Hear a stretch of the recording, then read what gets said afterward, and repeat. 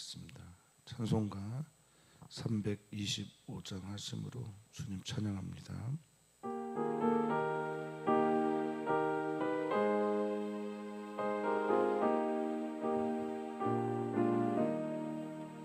예수가 함께 계시니 시험이 오나 겁없네. 기쁨의 근원 되시는 예수를 위해 삽시다.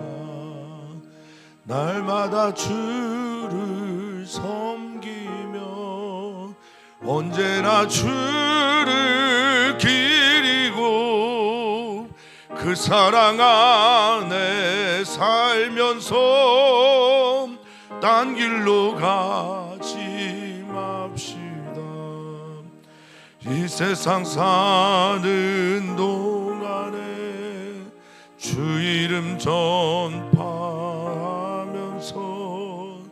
무한한 복락 주시는 예수를 위해 삽시다. 날마다 주를 섬기며 언제나 주를 기리고 그 사랑 안에 살면서 딴 길로 가지 맙시다.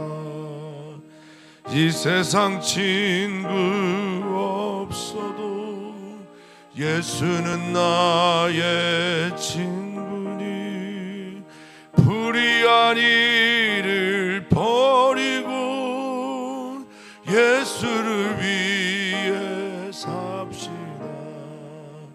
날마다 주를 섬기며 언제나 주를 기리고 그 사랑 안에 살면서 딴 길로 가지 맙시다. 주께서 심판하실 때 잘했다 칭찬하리니 이러한 상급 받도록 예수를 위해 삽시다. 날마다 주를 섬기며 언제나 주를 기리고 그 사랑 안에 살면서 딴 길로 가지 맙시다. 아멘. 아멘. 주님, 누구든지 주님을 따르려거든 자기를 부인하고 자기의 십자가를 지고 따라야 한다 말씀하십니다. 하나님의 말씀이 들려오는 자리에서는 언제나 그래서 자기 부인이 일어나게 됩니다.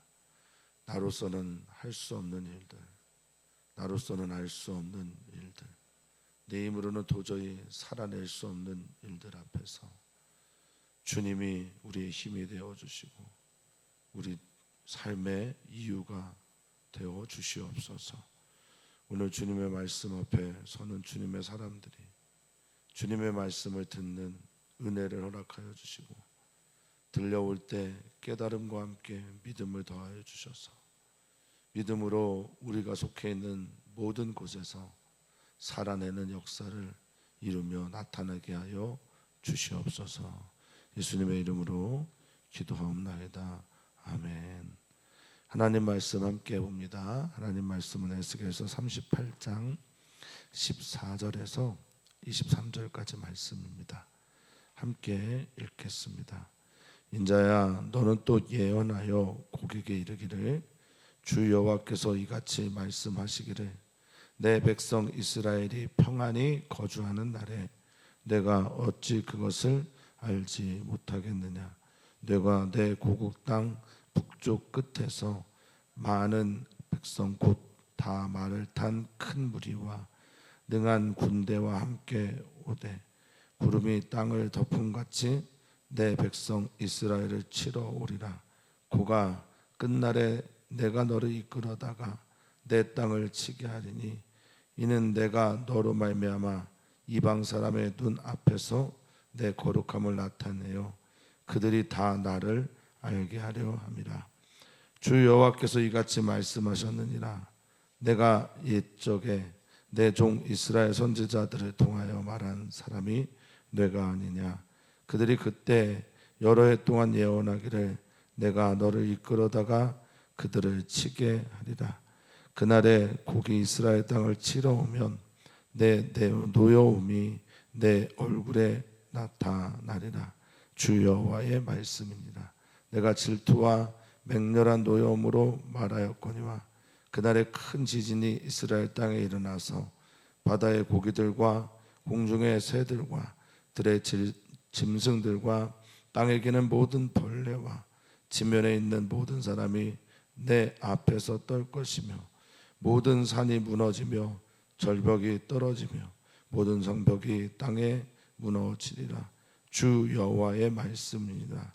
내가 내 모든 산 중에서 그를 칠 칼을 부르리니 각 사람이 칼로 그 형제를 칠 것이며 내가 또 전염병과 피로 그를 심판하며 쏟아지는 폭우와 큰 우박덩이와 불과 유황으로 그와 그 모든 부리와 그와 함께 있는 많은 백성에게 비를 내리듯 하리라. 이같이 내가 여러 나라의 눈에 내 위대함과 내 거룩함을 나타내어 나를 알게 하리니 내가 여호와인 줄을 그들이 알리라. 아멘. 아멘. 하나님이 하나님 되심을 알아가는 것이 그리스도인의 삶이고 또 하나님의 그 어떠함을 알게 됐을 때 우리는 하나님 앞에서 위대함과 거룩함 앞에서 경외하게 될 것이라 믿습니다.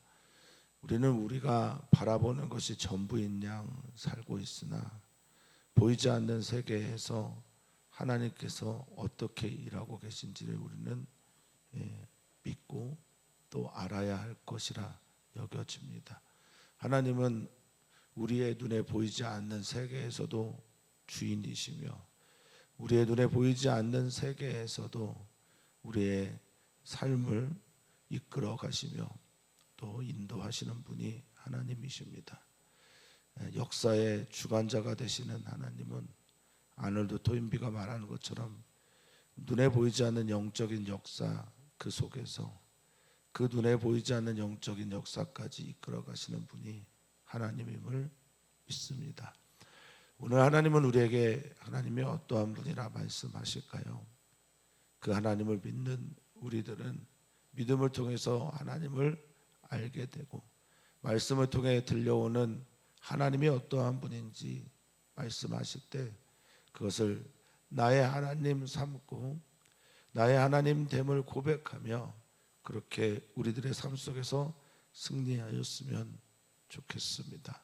주님께서 우리를 믿음으로 승리하게 하실 것입니다. 계속해서 하나님은 곡에 대해 예언하시고 말씀하십니다. 북쪽 지역의 지도자로서 남과 동과 서쪽에 있는 나라와 민족들을 모아 평안히 거주하는 이스라엘을 치려고 하나님의 백성을 치려고 모였던 그들을 향해 하나님은 에스겔을 통해 예언하게 하십니다. 그리고 이 예언을 통해 우리는 하나님이 어떠한 분인지를 알고 또 고백하게 될 것입니다. 예언자 에스겔은 말합니다. 그리고 에스겔의 이름을 다시 한번 마음에 새겨봅니다. 에스겔의 이름은 하나님께서 강하게 하신다라는 말이고 하나님께서 우리를 강하게 하실 때 이 강하다라고 하는 말은 하자크로서 붙잡다라는 뜻입니다. 주님이 우리를 붙잡을 때 강하게 되는 것이고 우리가 주님을 붙잡을 때 또한 우리는 강해지는 것입니다. 곡은 이스라엘 백성들을 치러 왔는데 주님의 말씀이 내 백성 이스라엘이 평안히 거주하는 날에 그것을 알고 있는 곡이 치러 왔다라고 말씀하고 있습니다. 어제도 말씀드렸지만 이 평안이라는 히브리어는 베타흐입니다. 베타흐라는 말은 평안, 안전이란 말이긴 하지만 그 안에 또 다른 말의 뜻이 있는데 그것이 신뢰, 확신 등입니다. 그래서 하나님을 온전히 신뢰하는 사람들에게 주어지는 선물과 같은 것이 바로 이 평안이라는 겁니다.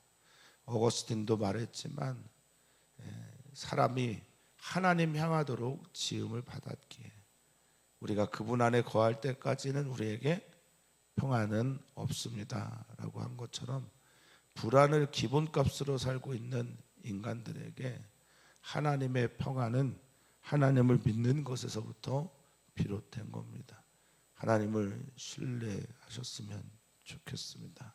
하나님을 온전히 믿고 살아갈 때 우리에게는 평안이 찾아오게 됩니다.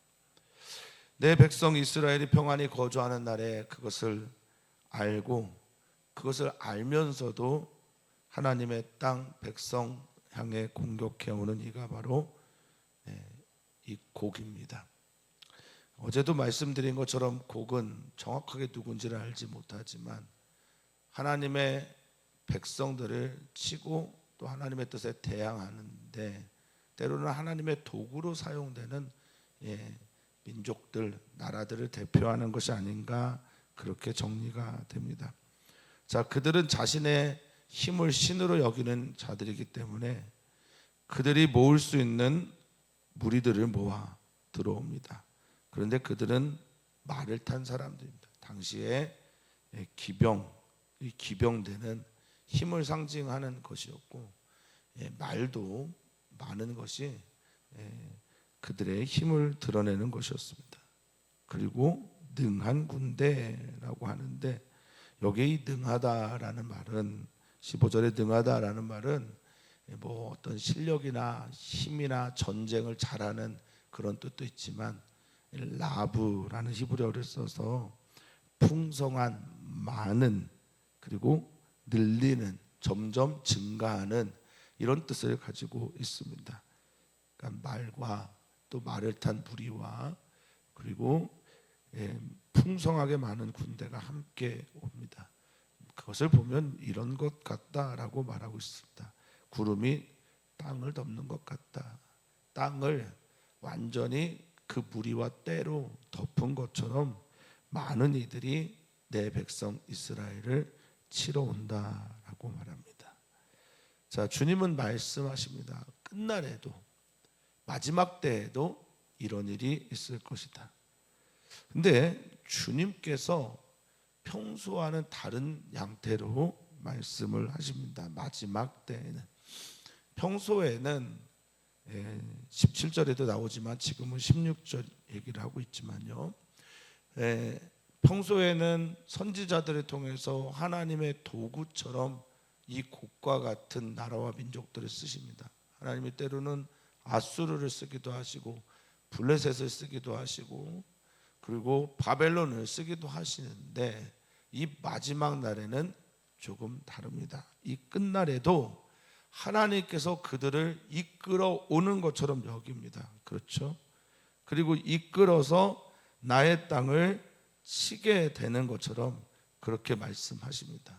그렇습니다. 그것도 맞는 것입니다. 이끌어서 내 땅을 치게 하지만 이것은 평소처럼 이스라엘 백성들을 향한 심판이 아니라 이스라엘 백성들을 향한 징계가 아니라 하나님을 대적하고 하나님의 백성을 짓밟고 죽이려고 하고 그리고 그들을 향해 약탈하려고 하는 이들을 향한 하나님의 최후의 심판입니다. 그래서 이 일을 통해서 하나님은 내가 너로 말미암아 하나님의 백성을 치러 온 사람, 우겨쌈을 하고 근심을 주고 염려를 주고 우리를 짓밟아서 힘없게 만들려고 하는 그들을 향해서 하나님은 이방 사람의 눈앞에서 내 거룩함을 나타내요. 내가 어떤지를 드러내요. 이 거룩하다라고 하는 카다시, 거룩함을 드러내다라고 하는 동사 카다시는 하나님이 어떠한 분인지 얼마나 다른지 구별됨을 보여주는 것이 이 카다시입니다. 하나님이 도대체 어떤 분일까? 그것을 하나님께서 알려주시고자 한다라는 겁니다. 하나님은 모든 힘들보다 뛰어나신 하나님이시며 하나님은 모든 신들보다 뛰어난 신이십니다. 그 하나님이 하나님임을 드러내게 되는 사건이 바로 이 고개 연합군을 통해서 드러난 것이라는 겁니다. 17절은 말합니다. 주 여호와께서 말씀하셨다. 주님이 말씀하시면 어떻습니까? 그대로 되는 것인데 예전에는 이스라엘 선지자들을 통해서 말씀하셨어요. 그래, 너 맞다. 너 곡 맞다. 곡과 같은 이들 맞다. 뭐 바벨론, 아수르, 애굽, 바벨론, 블레셋 등등 다 맞다. 그런데 이제는 아니다라고 말씀하시는 것이 오늘의 이야기입니다. 그들이 그때 여러 동안 예언하기를 내가 너를 이끌어다가 그들을 치게 하였다. 맞다. 그런데 그날은 아니야. 마지막 때는 아니야. 마지막 순간은 그렇게 될 수가 없다라고 말씀하십니다. 이것을 우리의 인생과 대비해 보면 우리는 마지막 순간에 무엇을 만나게 되냐면 사망을 만나게 됩니다. 마지막 순간에 경험하는 사망이 우리를 치고 또 우리를 점령하는 것처럼 보이지만 그런 일은 일어날 수 없다라는 겁니다. 마지막 순간은 그렇다라는 겁니다. 우리의 인생의 마지막이 죽음인지 모르겠지만 죽음을 넘어서가고 건너가게 하고 이기게 하신 하나님 앞에서 우리는 선언합니다. 사망아, 내가 이기는 것이 무엇이냐? 사망아, 내가 쏘는 것이 무엇이냐? 너는 죄로 권능을 그저 가지고 부릴 뿐이다 라고 선포하면서 승리를 주신 하나님께 나아가는 것처럼 말입니다. 역사의 끝에도 이렇게 곡처럼 연합하여 하나님을 대적하는 무리들이 일어나게 되지만 그것들은 아무런 힘이 없습니다. 그것은 하나님의 거룩함을 드러내는 도구일 뿐이고 하나님의 분노 앞에서는 아무것도 아닌 것이 되게 된다라는 겁니다. 너희가 마지막 날에 나를 이스라엘 백성들을 치러 오게 될 때면 내 노여움이 내 얼굴에 나타나게 되는 것을 보게 될 거다라고 말씀하십니다. 하나님이 예수 그리스도께서 죽음을 이기게 하시고 선포하시고 죽음을 향해 선언하셨던 것처럼 말입니다. 여기 노여움과 또 내 얼굴이라고 할 때 이 얼굴에 노여움과 얼굴은 같은 뜻의 단어를 연이었었습니다. 노여움은 해마, 얼굴은 아프인데 둘 다 분노가 가득한 모습입니다. 곡에 이스라엘을 향해 평안히 거주하는 이들을 향해 공격해오는 그 모든 것들은 하나님의 얼굴에 분노를 사게 했다라는 겁니다. 그리고 그 분노가 구체적으로 이렇게 나타나게 될 것입니다. 사랑하는 성도님들을 둘러싸고 있는 것이 무엇입니까? 사랑하는 성도님들을 에워싸고 있는 것은 무엇입니까? 걱정입니까? 그래서 걱정을 따라 살아가십니까? 근심입니까? 하나님을 믿지 못하고 붙잡지 못해서 찾아오는 여러 가지 문제로 이것도 해야 되고 저것도 해야 되고 이 말도 해야 되고 저 말도 해야 되고 이 지식도 가져야 되고 저 지식도 가져야 되고 그래서 계속해서 나를 에워싸고 있는 이들에게 끌려다니십니까? 아니면 우리를 붙들고 계신 하나님을 에스겔이라는 고백처럼 강하게 붙잡으시면서 강해지고 계십니까? 하나님을 붙잡으시기를 축복합니다. 하나님이 우리를 붙잡고 계십니다. 하나님 말씀하십니다. 내가 질투와 맹렬한 노여움으로 말았다라고 말합니다. 먼저는 말씀하십니다. 경고하시는 거죠. 질투 또 맹렬함, 이건 이제 불 애쉬를 썼는데요. 또 노여움, 이렇게 세 가지 단어는 하나님의 혹은 사람의 에너지가 가장 극에 달할 정도로 드러날 때 쓰는 말들이죠. 질투의 감정도, 맹렬한 이 불의 감정도, 이 노여움도 다 내 안에 있는 에너지가 쏟아부어지게 되지 않습니까? 하나님이 그렇게 말씀하십니다. 특별히 이 노여움이라고 하는 히브리어는 에브라인데요, 에브라는 감정의 폭발을 말합니다. 경로죠. 그냥 노여움이 아니라 터져버리고 해요. 속에서부터 참고 참았던 그 모든 종류의 감정들이 터져버리게 되는 겁니다. 그날에 큰 지진이 이스라엘 땅에 일어나게 되는데, 이스라엘 땅을 점령하러 온 그 곡뿐만 아니라 모두에게 이 지진, 진동이 임하게 됩니다. 바다의 고기들, 공중의 새들, 들의 짐승들, 땅에 기는 모든 벌레들, 지면에 있는 모든 사람, 땅 위에 있는 모든 사람이 하나님 앞에서 떨게 될 것이다 라고 말하고 있습니다. 모든 산이 무너집니다. 이 무너지다라고 하는 하라스라고 하는 것은 파괴되어지고 사라지게 되는 것을 말합니다. 그런데 산을 보면 어떻습니까? 삼각형 모형이잖아요. 아래 부분이 넓고 윗부분이 좁습니다. 가장 안정적인 구조를 이루고 있는 거죠. 근데 그 산도 무너지게 된다고 합니다. 절벽이 우르르 떨어집니다. 절벽이 무너지고 떨어지고 추락합니다. 인간이 쌓아놨던 모든 성벽들이 다 땅에 무너지고 추락하고 떨어집니다. 하나님이 말씀하십니다. 이런 자연재해뿐만 아니라 너희가 만들어낸 그 모든 칼도 내가 산중에서 그 칼들을 부를 것인데, 이거는 사람이 만들어낸 칼을 의인화해서 이해를 해야 되겠죠. 칼을 사람으로 이해한다면 칼을 들고 있는 그들이 그 칼로 자신들의 형제를 친다라고 말하고 있습니다.